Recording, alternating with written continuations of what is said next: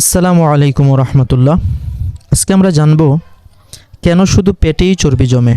শরীরের অন্যান্য স্থানেও চর্বি জমে, কিন্তু পেটে চর্বি জমার ধরনটা বেশি, পরিমাণটা বেশি। এটা কি কারণে হয়?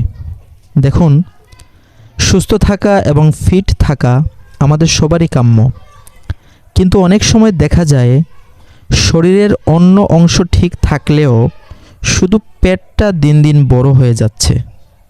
এটি কেবল সৌন্দর্যের হানি ঘটায়, ব্যাপারটা এরকম নয়, বরং স্বাস্থ্যের জন্য বেশ ঝুঁকিপূর্ণ।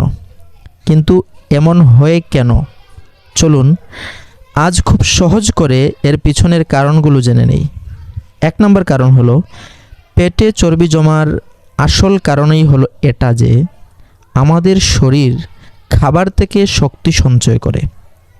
যখন আমরা প্রয়োজনের চেয়ে বেশি ক্যালোরি গ্রহণ করি, শরীর সেই বাড়তি শক্তিকে, সেই বাড়তি ক্যালোরিকে চর্বি হিসাবে জমা করে রাখে। কিভাবে জমাটা করে? ধরেন আপনি আমি ইনকাম করি, কারো ইনকাম 50,000, কারো ইনকাম 1 লক্ষ টাকা, কারো ইনকাম 70,000, কারো ইনকাম হয়তো বা 30,000, 20,000ও আছে। এখন দেখা গেল আমার ফ্যামিলির পিছনে টাকা পয়সা খরচ করার পরে, ফ্যামিলি চালানোর পরে সবশেষে আমার কাছে মাসে 10,000 টাকা থাকলো। তো সেই 10,000 টাকা, 20,000 টাকা বা 50,000 টাকা আমরা কি করি? সঞ্চয় হিসাবে ব্যাংকে রেখে দিই, বিপদের সময় কাজে লাগানোর জন্য। ঠিক এই কাজটাই আমাদের পেটের মধ্যে ঘটে। যখন আমরা খাবার খাই, আমাদের শরীর আমাদের পরিশ্রম অনুযায়ী সেই খাবার থেকে শক্তি নিয়ে নেয়। নেওয়ার পর কিন্তু আরও কিছু শক্তি বাকি থেকে যায়, আরও কিছু ক্যালোরি, আরও কিছু খাবারের থেকে সঞ্চিত শক্তি বাকি থেকে যায়। সেই শক্তিটুকুই আমাদের চর্বি হিসাবে জমা হয়। কিন্তু আমাদের প্রশ্ন হলো মূল এটা যে সকল চর্বি পেটেই কেন জমা হয়? শরীরের অন্যান্য অঙ্গতে তো যাইতে পারে। এর একটা কারণ হলো, একটি নাম মনে রাখবেন, এটার নাম হলো কর্টিসল। শরীরের একটা হরমোন আছে, এই হরমোনটার নাম হইল কর্টিসল। এই হরমোনটা কেন হয় বা এই হরমোনটার কাজ কি? এই হরমোনটা মূলত তৈরি হয় মানসিক দুশ্চিন্তা এবং স্ট্রেস বাড়লে। এই কর্টিসল নামক হরমোনটা সকলের শরীরেই কিছু কিছু থাকে, কিন্তু যারা অতিরিক্ত টেনশন করেন, অতিরিক্ত মানসিক দুশ্চিন্তা, তাদের মধ্যে কর্টিসল নামক হরমোনটা হয় এবং এই হরমোনটি শরীরের অন্য জায়গার থেকে চর্বি সরিয়ে এনে পেটের অংশে জমা করতে পছন্দ করে। এটাই কর্টিসল হরমোনের মূল কাজ। তার কাজই হইল শরীরের পেটের মধ্যে হরমোন, এই হরমোনের কাজ হইল পেটের মধ্যে চর্বি জমা করা। যাই হোক, তারপরে পেটের মধ্যে চর্বি জমার আরেকটি কারণ হলো অতিরিক্ত চিনি ও শর্করা। দেখুন, মিষ্টি জাতীয় খাবার, সাদাবাদ বা ময়দার তৈরি খাবার রক্তে ইনসুলিনের মাত্রা বাড়িয়ে দেয়। এই ইনসুলিন সরাসরি পেটে মেদ জমিয়ে দেয়। যখন আমরা সাদাবাদ খাবো, মিষ্টি জাতীয় খাবার খাবো, তখন শরীরে ইনসুলিন বেড়ে যায় এবং ইনসুলিনের কাজ হইল পানি ধরে রাখা, ইনসুলিনের কাজ হইল চর্বি ধরে রাখা। তখন এটা আস্তে আস্তে চর্বি জমতে থাকে এবং কর্টিসল হরমোন সেই চর্বিগুলোকে পেটের মধ্যে নিয়ে জমাতে থাকে। আরেকটি কারণ হলো দীর্ঘক্ষণ বসে থাকা। দেখেন, দীর্ঘক্ষণ এক জায়গায় বসে কাজ করা এবং শারীরিক পরিশ্রম করার ফলে পেটের পেশিগুলো শিথিল হয়ে যায় এবং সেখানে দ্রুত চর্বি জমে। আরেকটি কারণ হলো অনিদ্রা বা কম ঘুমানো। দেখা গেল কারো সুযোগই নাই বেশি পরিমাণ ঘুমানোর, অথবা কারো সুযোগ থাকা সত্ত্বেও মোবাইলের পিছনে, ফেসবুকের পিছনে, ইউটিউবের পিছনে সময় দিয়ে অনেক রাত হয়ে যায়।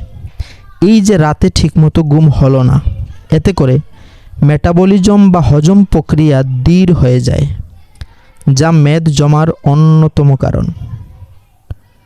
আরেকটি কারণ হলো এই যে চিনি জাতীয় খাবারগুলো আমরা খাচ্ছি, এই যে শর্করা জাতীয় খাবারগুলো আমরা খাচ্ছি, এটা থেকে যে চর্বিগুলো আসতেছে, এই চর্বিগুলো আমরা পরিশ্রম করে পুড়িয়ে ফেলছি না।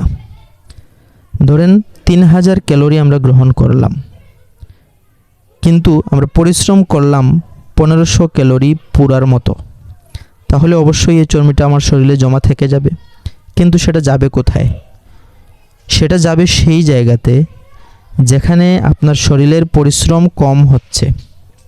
যখন আপনি দীর্ঘক্ষণ বসে আছেন তখন আপনার পেট নড়াচড়া কম করছে, সুতরাং পেটের পেশিগুলো শীতল হয়ে আছে। এই জন্য ওই জমা থাকা সমস্ত চর্বি আপনার এই শীতল পেশিতে এসে জমা হয়। যাই হোক, এবার আমরা আলোচনা করি জমানো চর্বি কমানোর, শরীর থেকে জমানো চর্বি কমিয়ে ফেলার বা সঞ্চিত ক্যালোরি খরচ করে ফেলার পদ্ধতি কী। দেখুন, আপনি যখন ক্যালোরি কম গ্রহণ করবেন এবং শরীরকে সচল রাখবেন, শরীরকে নাড়াচাড়ার মধ্যে রাখবেন, তখন শরীর বাধ্য হয়ে পেটের জমানো চর্বি ভেঙে শক্তিতে রূপান্তরিত করবে। এই প্রক্রিয়ায় চর্বি ঘাম এবং নিঃশ্বাসের মাধ্যমে শরীর থেকে বেরিয়ে যায়। বিষয়টা যদি আরেকটু বুঝিয়ে বলি, আমার শরীর চলার জন্য প্রতিদিন হয়তো বা 1800 ক্যালোরির প্রয়োজন, কিন্তু আমি যখন কম খাবো, চিনি কম খাবো, সাদা ভাত কম খাবো, তৈলাক্ত খাবার কম খাবো, তখন আমার শরীর 1800 ক্যালোরি পাবে না। তখন সে আমার শরীরকে এনার্জি দেওয়ার জন্য চর্বি খুঁজতে থাকবে, তেল খুঁজতে থাকবে। তখন দেখা যাবে আমার শরীরের বিভিন্ন জায়গায় জমে থাকা যে মেদগুলো রয়েছে, এগুলো সে কেটে কেটে এনে ওই যে সে সঞ্চয় করেছিল সেই সঞ্চয় থেকে আমাদের শরীরকে চালাবে। যাই হোক, এটার সমাধান হবে কিভাবে? সমাধানটা হলো, আপনাকে মনে রাখতে হবে যে আপনার পেটের মেদ এটা একদিনে জমেনি, এটা একদিনে হয়নি, তাই এটি একদিনে যাবেও না, একদিনে কমবেও না। এটি জমা হতে যেরকম দীর্ঘদিন সময় লেগেছে, এটি চলে যেতেও দীর্ঘদিন সময়ই লাগবে। তবে সঠিক নিয়ম মানলে পরিবর্তনটা আরেকটু দ্রুত টের পাবেন। কী কী পরিবর্তন আসবে বা কী কী নিয়ম মানা লাগবে? আপনি প্রথমত যেটা করতে হবে, খাদ্যাভ্যাসে পরিবর্তন আনতে হবে। খাদ্যাভ্যাসে কী পরিবর্তন আনবেন? 1 নম্বর পরিবর্তন হলো চিনি, কোল্ড ড্রিঙ্কস এবং শর্করা জাতীয় সকল খাবার পুরোপুরিভাবে বাদ দিতে হবে, কোনোভাবেই খাওয়া যাবে না। এখন প্রথম হয়তো আপনি পারবেন না খেয়ে থাকতে, এটা নেশার মতো একটা জিনিস। যেমন চিনি কয়েকদিন না খেলে আমাদের কাছে মনে হয় আমরা অনেক দিন যাবৎ একটা জরুরি কোনো কিছু খাচ্ছি না, এটা আমাকে খেতেই হবে, আমাদের নেশা হয়ে গেছে প্রায়। তো এক্ষেত্রে আপনি প্রথমে অর্ধেক করে দেন, কিছুদিন পরে আরেকটু কমিয়ে দেন। এরকম আপনি 1 সপ্তাহের টার্গেট নেন। আজকে যদি দিনে আপনি 2 কাপ চা খান, কালকে খাবেন 1 কাপ, আরও 2 দিন পরে খাবেন 1 কাপ, তারপরে 3 দিন পরে খাবেন 1 কাপ। এরকম করতে করতে আপনি ছেড়ে দেওয়ার চেষ্টা করেন। তারপরের বিষয়টা হলো, এটা তো ছাড়লেন, চিনি ছাড়লেন, সাদা ভাত আস্তে আস্তে কমালেন, তাহলে খাবেনটা কি? খাবেন হইল শাকসবজি, ফলমূল। ফলমূলের মধ্যে আবার এমন ফলমূল যেটাতে শর্করার পরিমাণ কম, চিনি কম, মিষ্টি কম, এমন ফলমূল। তারপরে শাকসবজি বেশি করে খেলেন, সবুজ শাকসবজি, এগুলো বেশি পরিমাণে খেলেন, পেট ভরে খেলেন, কোনো সমস্যা নাই। যাই হোক, তাহলে এটা বুঝতে পারলাম আমরা, ছাড়বো হইল চিনি, কোল্ড ড্রিঙ্কস, মিষ্টি জাতীয় সব কিছু, খাবো হইল শাকসবজি, সবুজ জাতীয় সব কিছু। আরেক বিষয় হলো, রাতে ঘুমানোর অন্তত 2 ঘন্টা আগে রাতের খাবার শেষ করবেন। যেমন আপনি এখন অল্প কিছু খাবার খাচ্ছেন, আপনি ভাত খাচ্ছেন, ছাড়তে পারতেছেন না, এটা তো আর একদিনে ছাড়া সম্ভব নয়, আপনি ছাড়তে পারতেছেন না। আপনি মাগরিবের নামাজের পরে সন্ধ্যার পরপরই আপনি খাবার খেয়ে ফেলুন। এতে করে রাত্রে ঘুমানোর আগে 2-3 ঘন্টা সময় পাওয়া যাবে। আপনার শরীর এই ভাতের থেকে সঞ্চিত চর্বিটা বা জমা করা চর্বিটা সে কাজে লাগিয়ে দিবে। আপনার শরীর তখন নড়াচড়া করবে, কোনো না কোনো কাজে থাকবেন, তখন আপনার এটা কাজে লেগে যাবে। তারপরে প্রতিদিন অন্তত 30 মিনিট দ্রুত হাঁটার অভ্যাস করুন, ধীরে ধীরে হাঁটা নয়, ঘাম জড়ানো হাঁটা যেটাকে বলা হয়, তাড়াহুড়ো করে হাঁটা যেটাকে বলা হয়, সেটি করুন। তারপরে আরেকটা কি করতে হবে, এই হাঁটার পাশাপাশি আপনি আরও কিছু ঘাম জড়ানো ব্যায়াম আছে, যেগুলো আপনারা ইউটিউবে সার্চ করলে সহজেই দেখতে পাবেন। এই ব্যায়ামগুলো করা শুরু করুন। তবে হ্যাঁ, আমি একটা বিষয় আপনাদেরকে আবারও স্মরণ করিয়ে দিচ্ছি, ভাত খাওয়া বা খাওয়া দাওয়া একদম ছেড়ে দেওয়া, ক্র্যাশ ডায়েট, এটা কখনোই করা যাবে না। কারণ আপনি যে জিনিসটা ছাড়ছেন, আপনি চিনি ছাড়ছেন, সাদা ভাত ছাড়ছেন, এইটার জায়গাটা আপনি অন্য একটা কিছু দিয়ে পূরণ করতে হবে। যদি আপনি পূরণ করতে পারেন তাহলে ছাড়েন, আমার আপত্তি নেই। কিন্তু যদি আপনি এটির জায়গা অন্য কোনো কিছু দিয়ে পূরণ করতে না পারেন তাহলে আপনি ভাত খাওয়া ছাড়তে পারবেন না। হ্যাঁ, পরিমাণ কমাতে পারবেন, এতটুকু করতে পারবেন। কারণ দেখেন, আমাদের অনেকেরই সেই সুযোগটা নেই যে আমরা ভালো ভালো কিছু খাবার খাবো। অনেক দামি টাকা দিয়ে কিছু, অনেক দামি দামি খাবার আছে, অনেক টাকা লাগে কিনতে, ওগুলো আমরা খেতে পারবো এরকম সামর্থ্য আমাদের নেই। সয়াবিন তেল বাদ দিয়ে অলিভ অয়েল খাবো সেই সামর্থ্য আমাদের অনেকের নেই। সাধারণ লবণ বাদ দিয়ে হিমালয়ান পিঙ্ক সল্ট খাবো সেই সামর্থ্য আমাদের অনেকের নেই, বা থাকলেও কারো কারো সুযোগ নেই। সারাদিন অফিসে থাকেন, অফিসে আপনাকে কে সেরকমের খাবার বানিয়ে দেবে যেই খাবারে চর্বি থাকবে না, যেই খাবার স্বাস্থ্যসম্মত? স্বাভাবিকভাবে আপনি বাইরে যেটা পাচ্ছেন সেটাই খাচ্ছেন। তো যাদের ক্ষেত্রে এই সুযোগটা নাই তাদের ক্ষেত্রে বলবো যে আপনারা প্ল্যান করুন, প্ল্যান করে একটা সুযোগ বানিয়ে নিন, তৈরি করে নিন। সুযোগ কেউ আপনাকে দিবে না, আপনাকে নিজের থেকেই তৈরি করে নিতে হবে। আপনি ওইরকম প্ল্যান করুন, আপনি হিসাব করুন কোনটাতে ক্যালোরি কম, কোনটাতে ক্যালোরি বেশি। হিসাব করে আপনি অল্প পরিমাণ ক্যালোরি খাওয়ার চেষ্টা করুন। যাই হোক, তারপরেও এই যে যাবতীয় নিয়মগুলো বললাম আমরা, এগুলো আসলে পরিশ্রমের কাজ, সময় দেওয়ার কাজ। আর ব্যায়াম যদি করতে পারেন তাহলে তো আরও ভালো। আর যারা পরিশ্রম করার সুযোগ নেই কিংবা পরিশ্রম করতে পারেন না, ভাত খাওয়া একদম ছাড়তে পারতেছেন না, তারা কিছু সাপ্লিমেন্ট ব্যবহার করতে পারেন, কিছু মেডিসিন নিতে পারেন। তবে এমন মেডিসিন যেটাতে কোনো পার্শ্ব প্রতিক্রিয়া নেই।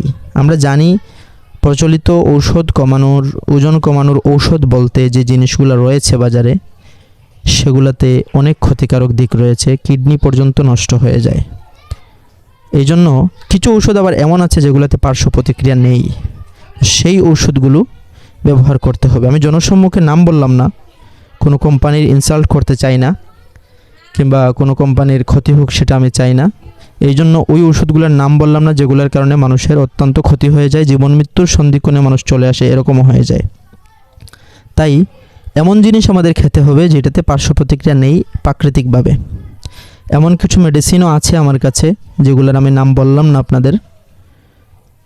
তবে যদি এই জাতীয় কোনো পরামর্শ কেউ চান বা কেউ মেডিসিন নিতে চান অবশ্যই কমেন্টে যোগাযোগ করবেন। আর শেষ কথা হলো, সঠিক ডায়েট মানুন, নিয়মিত শরীরচর্চা করুন, প্রয়োজন বোধে সঠিক মেডিসিন ব্যবহার করুন। ইনশাল্লাহ পেটের মেদ কমবে, শরীরের চর্বি কমবে, ওজন কমবে নিয়ম মতো করলে। যাই হোক, দেখা হবে পরবর্তী ভিডিওতে। ভিডিও লম্বা হয়ে গেছে অনেক। তারপরে আপনারা কোন ধরনের ভিডিও চান, কবে থেকে আপনারা ডায়েট শুরু করতে চান, ডায়েট কিভাবে শুরু করবেন, এই জাতীয় বিষয়গুলো কমেন্ট করে জানান। ইনশাল্লাহ আমরা আপনাদের কমেন্টের উপর ভিত্তি করে নতুন নতুন ভিডিও নিয়ে আসার চেষ্টা করব। দেখা হবে পরবর্তী ভিডিওতে, ততক্ষণ পর্যন্ত ভালো থাকুন। আর হ্যাঁ, সাবস্ক্রাইব আর কমেন্টে কিন্তু বলে যেতে একদমই বলবেন না। আসসালামু আলাইকুম রহমতুল্লাহ।